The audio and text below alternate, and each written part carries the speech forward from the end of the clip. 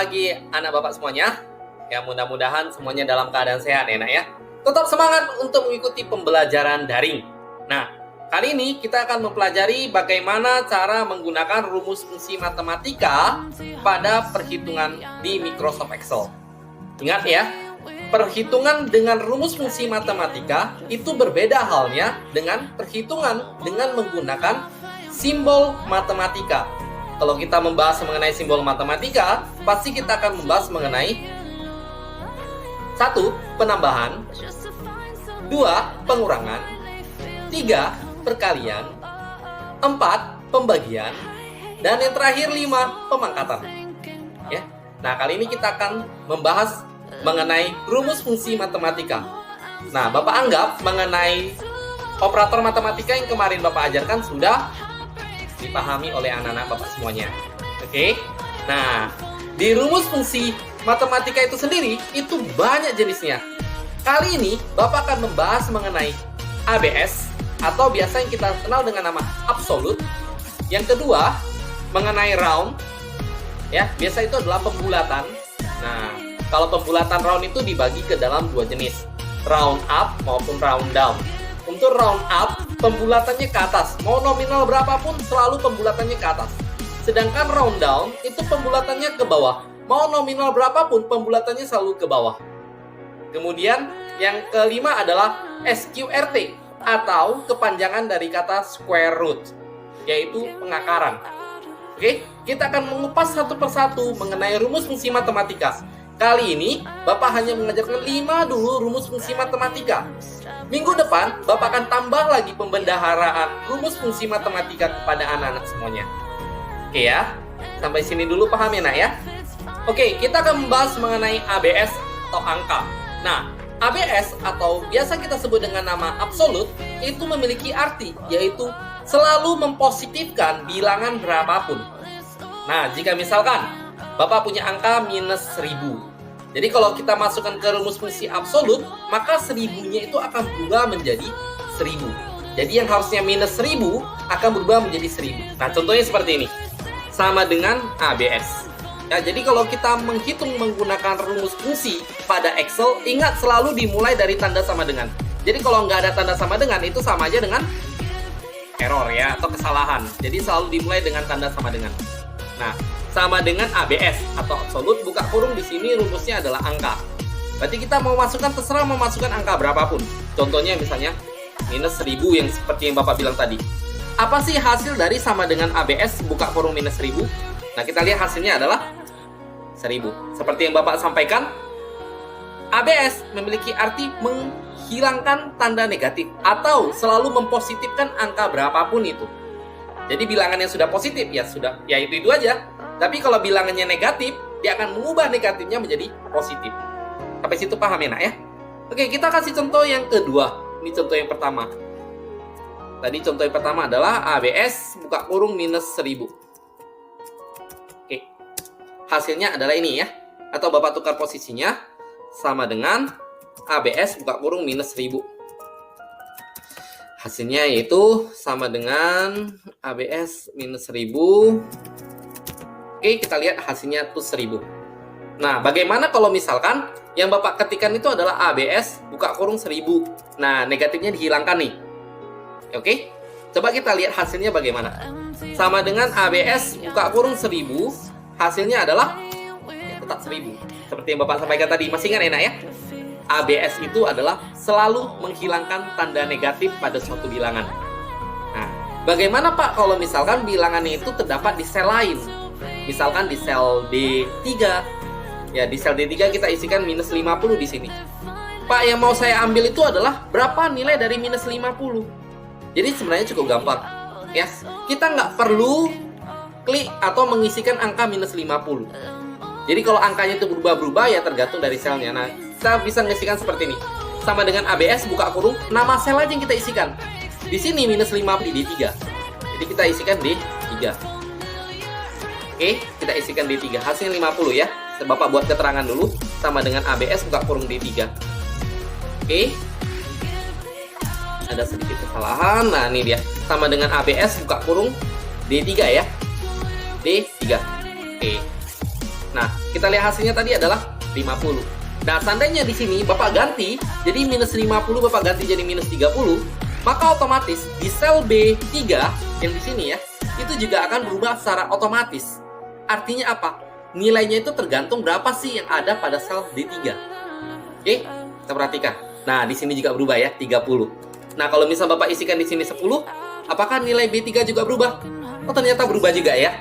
Jadi artinya apa? Artinya, jika rumusnya itu adalah sama dengan ABS, ya rumusnya adalah ini, sama dengan ABS D3, itu artinya berapapun nilai yang terdapat pada sel D3, itu akan dibulatkan. Itu akan dimutlakkan, akan diubah tanda negatifnya menjadi tanda positif. Angka berapapun di sel D3. Sampai situ paham ya, anak ya? Oke, kita lihat lagi nih. Misalnya minus 10 Bapak ganti sekarang minus 2 juta. Oke, apakah nanti B3 berubah? Coba kita lihat apakah ada perubahan di sini. Ternyata berubah ya. Nah, itu cara menggunakan rumus fungsi absolut.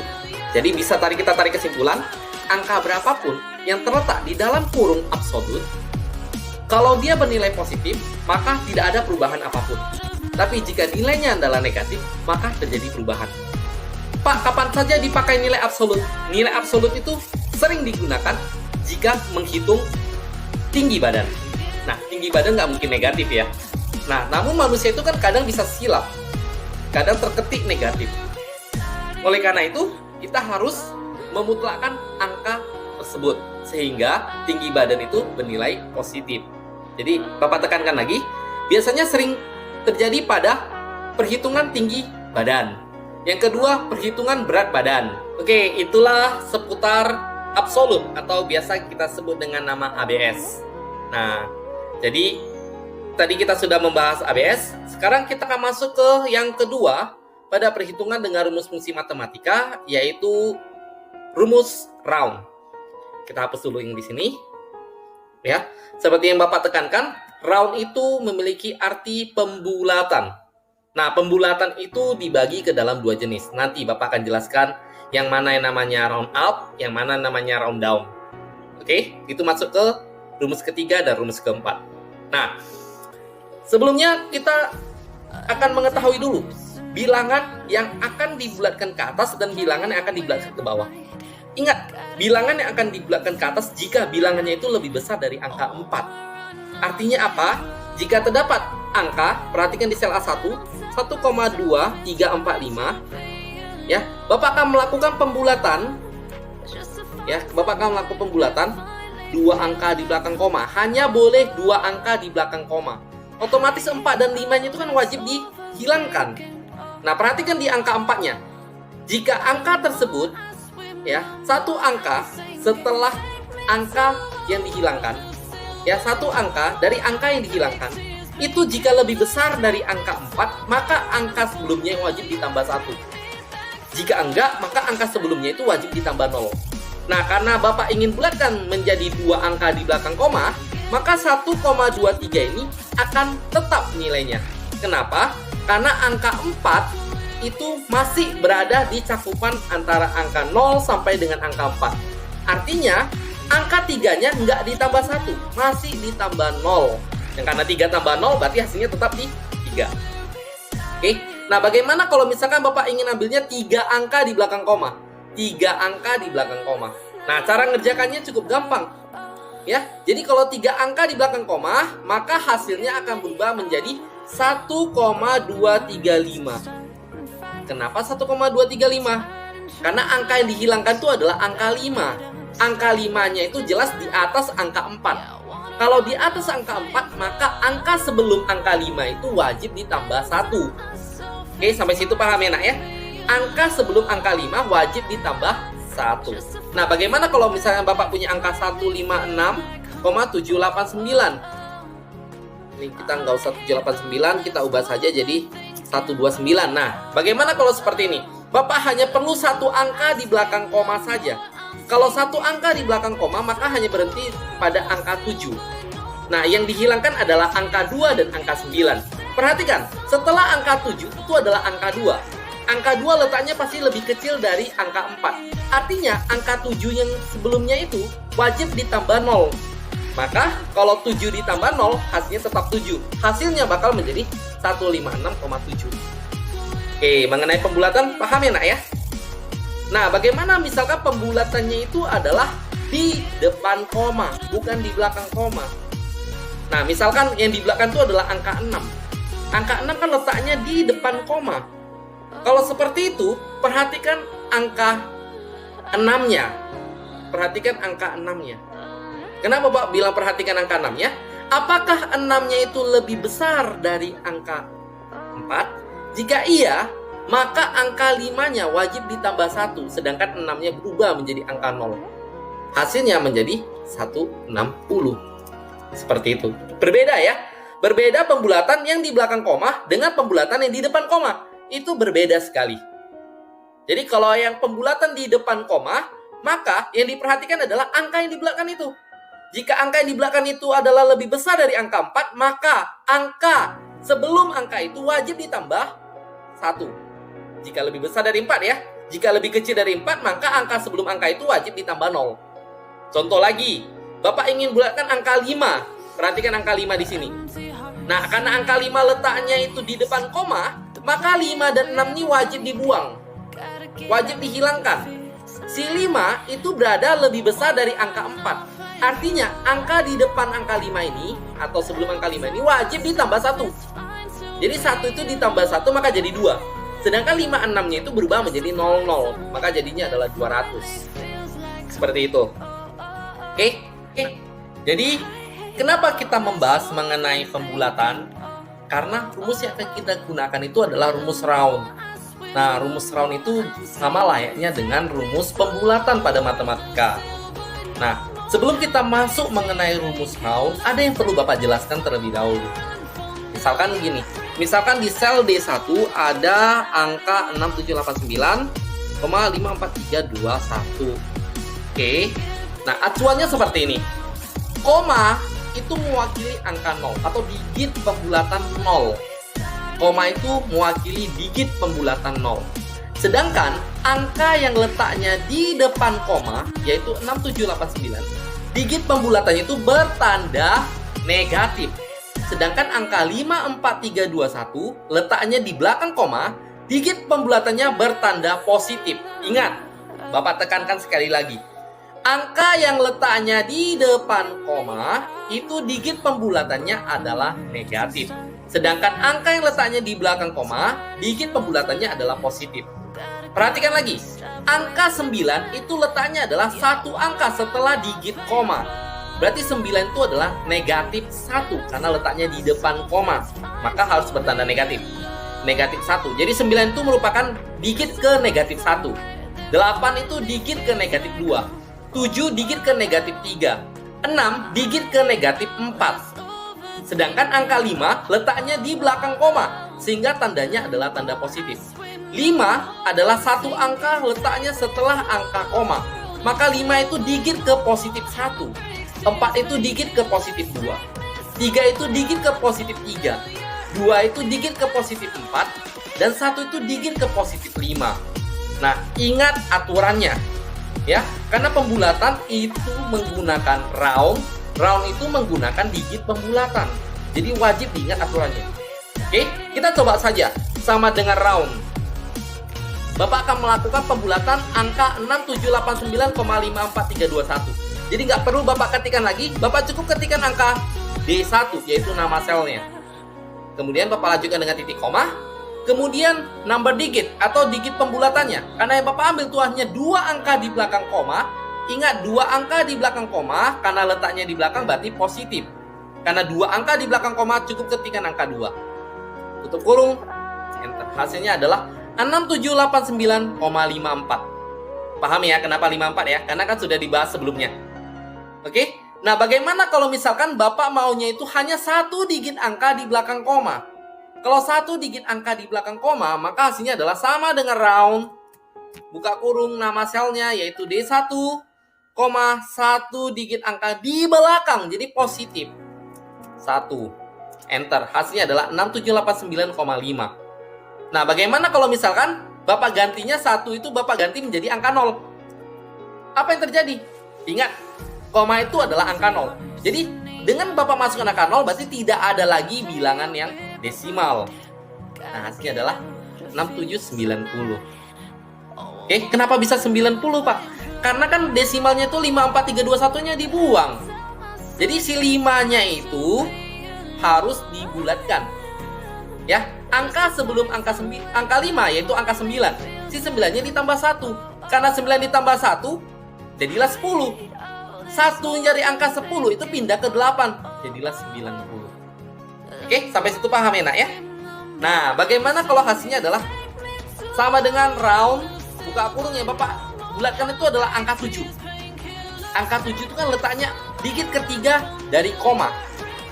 Berarti sama dengan round, digitnya adalah digit D1, titik koma, negatif 3. Ingat, angka di depan koma itu negatif. Jadi hasilnya negatif 3, hasilnya adalah 7.000. Udah paham kenapa 7.000 ya? Karena 789 kan mau dibulatkan. Si 7 itu lebih besar dari angka 4, maka 6-nya wajib ditambah 1. Jadilah 7.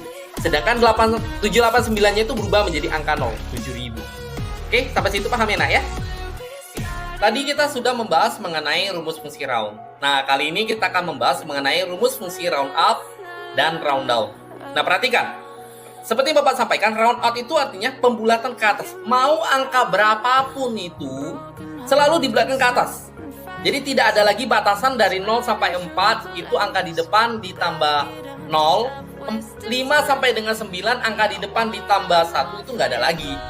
Ya, jadi kalau kita gunakan round out, semuanya dinaikkan ke atas atau dibulatkan ke atas. Sedangkan round down, semuanya itu dibulatkan ke bawah. Oke, contohnya seperti ini. Jika Bapak gunakan rumus fungsi round, ini ya, round pada angka D1, titik koma, Bapak misalkan butuh 3 angka di belakang koma lah. 3 angka di belakang koma, maka sama dengan round D1,3, maka hasilnya tetap menjadi 6789,543. Kenapa? Karena 21-nya dihilangkan, 2-nya itu lebih kecil dari angka 4, maka 3-nya ditambah 0, maka tetap jadi 6789,543. Bagaimana kalau Bapak menggunakan rumus fungsi round up? Nah, ini Bapak buat keterangan dulu ya. Ini menggunakan rumus fungsi round down D1,3. Oke. Ada sedikit kesalahan. Oke. Bagaimana kalau Bapak menggunakan rumusnya itu menggunakan rumus fungsi round up? Round up D1,3. Sama persis ya. D1,3. Kita lihat hasilnya bagaimana? Sama dengan round up buka kurung D1 titik koma 3. Perhatikan hasilnya 6789,544. Ya, sesuai dengan Bapak jelaskan tadi. Dia nggak melihat lagi angka 2 dan angka 1-nya. Jadi kalau dihilangkan maka semuanya wajib dinaikkan. Ya, satu angka sebelum angka yang dihilangkan itu wajib dinaikkan atau ditambah 1. Maka jadi 6789,544. Oke, bagaimana kalau misalkan rumusnya adalah seperti ini? Kita menggunakan rumus round. Ya, selnya sel D1. Tapi kita pembulatannya itu adalah angka 8. Angka 8 itu letaknya di depan koma, maka harus negatif 2. Oke, kita akan menggunakan rumus ini di sini sama dengan D1 titik koma minus 2. Oke, maka hasilnya adalah 6.800. Itu sudah paham lah ya, kenapa 6.800. Oke, nah bagaimana kalau kita menggunakan rumus fungsi round up? Round up. Harusnya nilainya juga sama ya. Harusnya nilai sama. Kenapa? Karena kan dinaikkan ke atas. Oke, sama dengan round up buka kurung D1 titik koma minus 3. Minus 2 ya. Minus 3. Hasilnya sama ya. 6.800. Ini Bapak edit dulu jadi minus 2. Oke, Pak, misalkan kalau misalnya kita ganti angkanya di sini, apakah berubah? Coba kita lihat ya. Bapak angka 8-nya itu Bapak ganti menjadi angka 1 nih. Kalau Bapak ganti menjadi angka 1, maka hasilnya perhatikan. Di sini jadi 6.700, di sini tetap 6.800. Kenapa 6.700? Karena jelas angka 1-nya itu kan jelas lebih kecil dari angka 4. Jadi kalau menggunakan round, angka sebelumnya ditambah 0. Maka 7 ditambah 0 tetap 7. 6.700. Sedangkan round up mau berapapun angka tersebut, angka sebelumnya wajib ditambah 1. Maka si 7 ditambah 1 jadi angka 8, 6.800. Sampai situ paham ya nak ya? Oke. Nah, bagaimana kalau misalkan kali ini kita akan menggunakan rumus fungsi round down. Nah, round down nih sama dengan round down. Masih sama, yaitu D1 titik koma 3, artinya 3 angka di belakang koma. Kita mau lihat hasilnya bagaimana. Sama dengan round down, buka kurung D1, 3. Perhatikan hasilnya. Hasilnya tetap 6.719,543. Tetap 6.719,543. Kenapa? Karena si 21-nya itu pembulatannya ke bawah. Jadi satu angka sebelum angka yang dihilangkan itu wajib ditambah 0 kalau kita menggunakan rumus round down. Oke, jadi nggak ada yang berubah. Round down yang di sini dan round down yang di atas rumusnya masih sama. Nilainya masih sama. 6.719,543. Di sini juga 6.719,543. Oke, bagaimana kalau misalkan kita menggunakan rumus fungsi round down? Round down pada sel D1 titik koma minus 2 sama dengan sebelumnya ya. Kita lihat apakah hasilnya adalah 6.700 atau 6.800. Nah, jelas di sini angka yang dihilangkan atau angka yang dibelakang itu adalah angka 1 pada 19. Nah, jelas 1 itu kan lebih kecil dari 0. Nah, tapi kalau kita menggunakan round down, ya angka berapapun itu, jelas angka sebelum harus ditambah 0. Kita lihat hasilnya ya. Nah, sebelumnya Bapak buat ini sebagai keterangan dulu. Kalau nggak ada keterangannya, kita nggak tahu nanti yang mana round down, yang mana round up. D1, minus 2. Kita lihat hasilnya tetap 6.700. Jadi kesimpulan yang bisa tarik adalah kalau round, dia masih dibatasi antara angka tersebut. Angka yang di belakang tersebut apakah berkisar lebih kecil dari 4?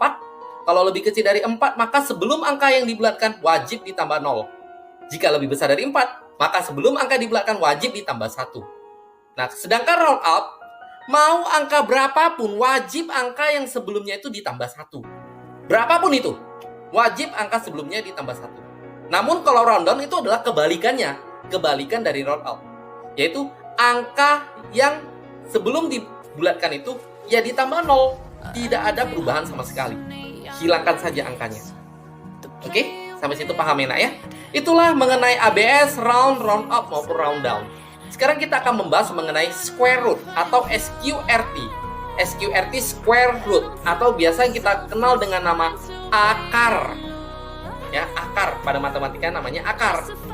Oke? Nah, sebelum ini Bapak hapus dulu semuanya. Kita akan bahas satu persatu. Square root itu karena akar, maka rumusnya cukup gampang, yaitu sama dengan SQRT itu sendiri, buka kurung, number atau angka. Misalkan Bapak kasih angka 4 nih.